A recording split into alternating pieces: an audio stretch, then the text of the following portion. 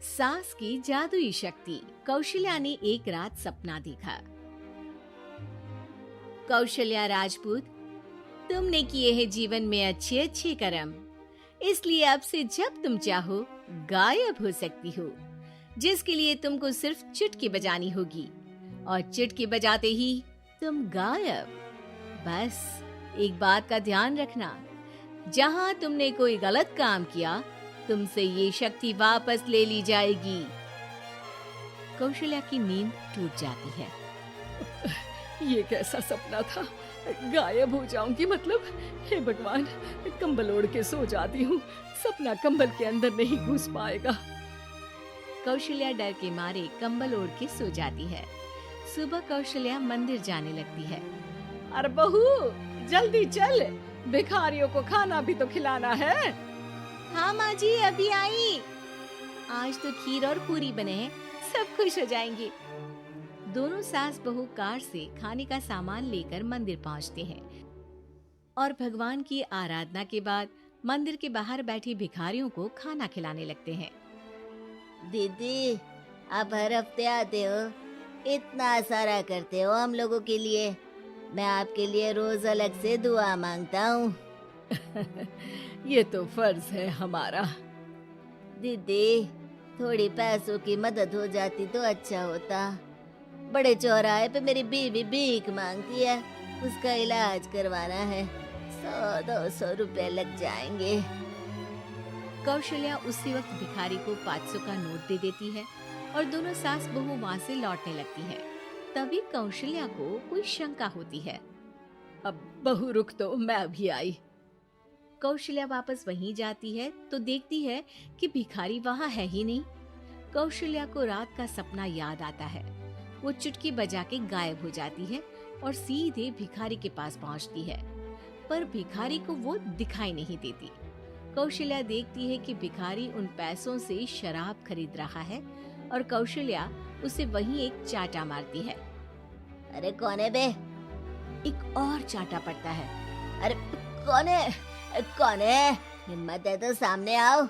भिखारी को झूठ बोलने पर तड़ातड़ चांटे पड़ते हैं। वो वहाँ से भाग खड़ा होता है। कौशल्या चुटकी बजा के वापस बहू के पास आ जाती है और मन ही मन सोचती है, ऐसे तो मैं कितने गलत काम रोक सकती हूँ, कितनी ताकतवर हूँ मैं, किसी को पता भी नहीं चलेगा। सासू माँ, आप क्या सोच रही हो? अब कुछ नहीं, कुछ भी तो नहीं। ठीक है, मुझे ना थोड़े पैसों की जरूरत थी। मेरे कजिन भाई है ना, उनकी तबीयत थोड़ी इधर उधर हो रही है। वो तो खुद से नहीं कहेंगे कि पैसे दे दो, पर बहन होने के नाते मेरा तो फर्ज बनता है ना कि भाई की मदद करूं। अरे हाँ हाँ, ले जाना पैसे। पैसे इसीलिए तो कमाते हैं कि जरूरत में काम आ सके। घर पहुंच के कौशल्या अपनी बहू को 10,000 रुपए दे देती है। कब जाएगी तू मायके? कल शाम की ट्रेन है। दोनों काम में लग जाती हैं। तभी काम वाली दीदी वहाँ आती है। आज ना मैं आप लोगों के लिए पनीर बनाऊंगी। ठीक है, मंगवा लेती हूँ पनीर।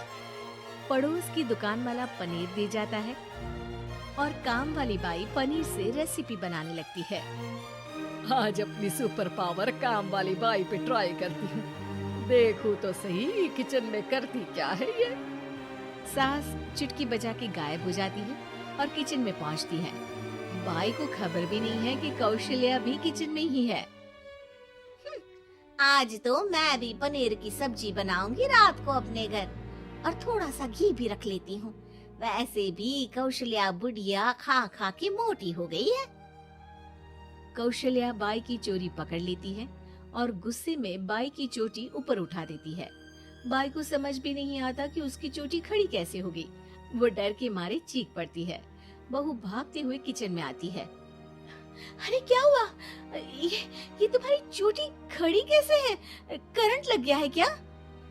पता नहीं, शायद किचन में ना भूत है। बाई वहाँ से भाग खड़ी होती है और कौशल्या चुटकी बजा के अपने कमरे में टीवी देखने लगती है। बहू वहाँ जाती है। माँ जी, किचन में ना भूत है, बाई भाग गई। अरे भागने देना, भूत का तो पता नहीं, किचन में चोर जरूर था और वो थी अपनी काम वाली। अच्छा हुआ चली गई। बहू को कुछ समझ नहीं आया। उसने किचन में जो देखा उसके सदमे में जो थी वो अभी तक। अगले दिन बहू अपने मायके के लिए निकल जाती है। कहीं भिखारी और काम वाली की तरह बहू भी तो मुझे धोखा नहीं दे रही। अरे कहीं वो पैसे ले जाके शॉपिंग तो नहीं करने वाली ना।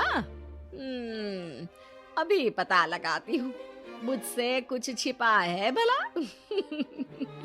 जैसे भगवान सब देख रहा है वैसे ही मैं भी सब देख रही हूँ। सास को अपनी शक्ति पर घमंड आ गया था। वो अब अच्छे काम करने की जगह अपनी शक्ति का इस्तेमाल खुद का शक मिटाने के लिए कर रही थी। वो चुटकी बजाती ही बहू के मायके चली जाती है। भैया, आपने बताया क्यों नहीं कि इतनी तबीयत खराब है? अरे तेरी सास बूढ़ी हो गई है, इतना भला काम करती है, उनकी मदद कौन करता है? यहाँ तो और भी लोग हैं ना। भैया मेरे पास कुछ पैसे हैं, आप दूसरे डॉक्टर को दिखा दीजिए ना। अरे मुझे लगता है कि मेरा टाइम आ गया है, मुझे जाना होगा। कमरे में भाई की आत्मा को लेने यमदूत आ चुके थे। कौशल्या भले ही किसी को नहीं दिख रही थी, पर यमदूत ने उसे देख लिया। यही आत्मा है शायद, परछाई दिख रही है, पहले ही तैयार खड़ी है। अरे आप कौन हो? यमराज का नाम सुना है? हैं? आप यमराज हो क्या? नहीं, हम उनके यहाँ जॉब करते हैं, आत्मा उठा के ले जाते हैं डिलीवरी वाले। चलो अब तुम्हारा टाइम पूरा हो गया। अरे आप शायद ना वो बिस्तर पर पड़े आदमी की आत्मा को लेने आए हो। मैं तो बस यहाँ देखने आई थी कि मेरी बहू कहीं मुझसे पैसे लेकर शॉपिंग करने तो नहीं चली गई ना। मतलब तुम्हारे पास शक्ति है गायब होने वाली? हाँ, तुम ऐसे तुच्छ काम में उपयोग कर रही हो ऐसी दिव्य शक्ति का। अब तो तुमको ही लेके जाऊंगा। अरे नहीं नहीं, कल मुझे किटी पार्टी में भी तो जाना है। अब नरक में ही करना किटी पार्टी। नहीं नहीं नहीं। 3 बार नहीं क्यों बोल रही हो? टीवी सीरियल चल रहा है क्या एकता कपूर का? अरे प्लीज मुझे जाने दो। आप तो उस बीमार आदमी की आत्मा को लेने आए थे ना। गलत डिलीवरी करोगे तो यमराज डांटेगा ना। बात तो सही कर रही हो, पर हमको उस पे दया आ गई। अभी उसकी उम्र ही क्या है, पर कुछ तो लेके जाना पड़ेगा ना। एक काम करो, अपनी शक्ति दे दो, गायब होने वाली है। अरे क्यों? तुम पृथ्वी लोक का भ्रष्टाचार रोक सकती थी, चोरी रोक सकती थी, अरे कोरोना रोक सकती थी, पर तुमने अपनी बहू की जासूसी करना शुरू कर दिया। अरे लेकिन किंतु परंतु।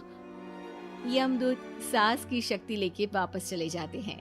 कौशल्या की परछाई हवा से नीचे गिरती है और जमीन पे आते आते कौशल्या का शरीर सामने आ जाता है। अरे लग गई, कितने ऊपर से फेंका। माँ जी, आप यहाँ ऊपर से कैसे गिरी? अरे समदन जी, आप अचानक कमरे में। सब घबरा जाते हैं। सास बहू को सारी बात बता देती है। ये लो आपके 10,000 रुपये। आपको मुझ पे इतना भी भरोसा नहीं है? अरे बहन, मुझे दर्द नहीं हो रहा है, अब अचानक से सब अच्छा होने लगा है। अरे तो फिर बिस्तर से उठ जाओ और मुझे लेटने दो। गिरी हूँ ऊपर से तो पूरा बदन दुख रहा है। भाई को तो यमदूत ठीक करके जाते हैं, पर कौशल्या देवी दर्द के मारे बिस्तर पर आ जाती है।